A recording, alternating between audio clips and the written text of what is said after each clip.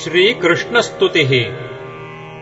नमस्ये पुरुषम् त्वाद्यम् ईश्वरम् प्रकृतेः परम् अलक्ष्यम् सर्वभूतानाम् अन्तर्बहिरवस्थितम् मायाजवनिकाच्छन्नम् अज्ञाधोक्षजमव्ययम् न लक्ष्यसे मूढदृशाः नटो नाट्यधरो यथा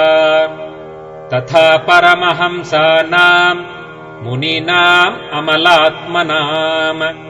भक्तियोगविधानार्थम्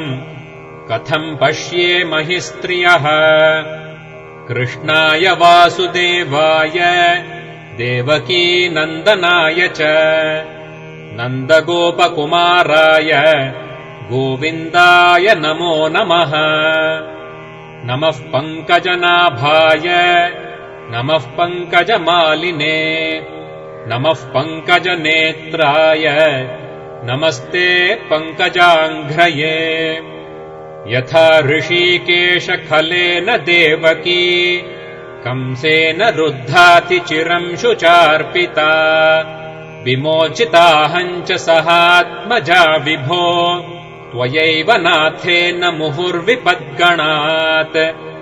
विषान्महाग्नेः पुरुषाददर्शनात् असत्सभाया वनवासकृच्छ्रतः मृधे मृधेनेकमहारथास्त्रतो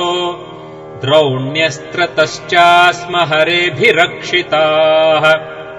विपदः सन्तु नः शाश्वत् तत्र तत्र जगद्गुरो भवतो दर्शनम् यत्स्यात् अपुनर्भवदर्शनम् जन्मैश्वर्यश्रुतश्रीभिः एधमानमतः पुमान् नैवार्हत्यभिदातुम् वै त्वाम् अकिञ्चन गोचरम् नमो किञ्चन वित्ताय निवृत्तगुणवृत्तये आत्मा रामाय शान्ताय कैवल्यपतये नमः। मन्ये त्वाम् कालमीशानम् अनादिनिधनम् विभुम् समञ्चरन्तम् सर्वत्र भूतानाम् यन्मितः कलिः न वेद कश्चित् भगवंश्चिकीर्षितम् तवेह मानस्य नृणाम् विडम्बनम् न यस्य कश्चित् दयितोऽस्ति कर्हिचित् द्वेष्यश्च यस्मिन् विषमामतिर्नृणाम् जन्म कर्म च विश्वात्मन् अजस्या कर्तुरात्मनः तिर्यङ्नृषिषु यादस्सु तदत्यन्तविडम्बनम् गोप्याददे त्वयि कृतागसि दाम तावत् याते दशाश्रुकलिलाञ्जनसम्भ्रमाक्षम् वक्त्रम् निनीय भयभावनया स्थितस्य सा माम् विमोहयति भीरपि यद्विभेति केचिदाहुरजम् जातम् पुण्यश्लोकस्य कीर्तये यतोः प्रियस्यान्ववाये मलयस्येव चन्दनम् अपरे वसुदेवस्य देवक्याम् याचितोऽभ्यगात् अजस्त्वमस्य क्षेमाय वधाय च सुरद्विषाम् भारावतारणायान्ये भुवो नाव इवो दधौ सीदन्त्या भूरिभारेण जातो ह्यात्मभुवार्थितः भवेस्मिन् क्लिश्यमानानाम् अविद्याकामकर्मभिः श्रवणस्मरणार्हाणि करिष्यन्निति केचन शृण्वन्ति गायन्ति गृणन्त्यभीक्ष्णशः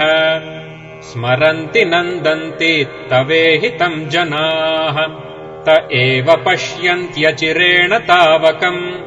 भवप्रवाहो परमम् पदाम्बुजम् अप्यद्यनस्त्वम् स्वकृते हितप्रभो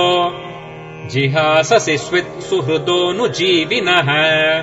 येषाम् न चान्यद्भवतः पदाम्बुजात् परायणम् राजसुयोजिताम् हसाम केवयम् नामरूपाभ्याम् यदुभिः सह पाण्डवाः भवतो दर्शनम् यर्हि ऋषिकाणामिवेशितुः नेयम् शोभिष्यते तत्र यथेदानीम् गदाधर त्वत्पदैरङ्किता भाति स्वलक्षणविलक्षितैः इमे जनपदाः स्वृद्धाः सुपक्वौषधिविरुधः वनाद्रिनद्युदन्वन्तो ह्येधन्ते तव वीक्षितैः अथ विश्वेश विश्वात्मन् विश्वमूर्ते स्वकेषु मे स्नेहपाशमिमम् छिन्धि दृढम् पाण्डुषु वृष्णिषु त्वयि मेऽनन्यविषया मतिर्मधुपते सकृत् रतिमुद्वहता दग्धा गङ्गे मोघमुदन्वती श्रीकृष्ण कृष्ण सखवृष्ट्र्यषभावनिधृक् राजन्यवंशदहनानपवर्गवीर्य गोविन्द गोद्विजसुरार्तिहरावतार योगेश्वराखिल गुरो भगवन्नमस्ते श्रीकृष्ण कृष्ण सखवृष्ट्र्यषभावनिधृक् राजन्यवंशदहनानपवर्गवीर्य गोविन्द गोद्विजसुरार्तिहरावतार योगेश्वराखिल गुरो भगवन्नमस्ते।